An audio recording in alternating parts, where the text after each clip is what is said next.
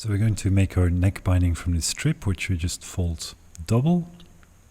And then this is the raw edge of our neck opening. So we're going to align the raw edge, the double folded edge of our neck binding with the neck opening. And then we're going to sew those together with our serger.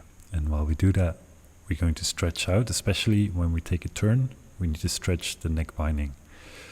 I'm also going to start a little bit, I'm going to leave some extra strip halfway so that when I come back all the way around the other side, I've got some extra there to join together, because that'll be done towards the end.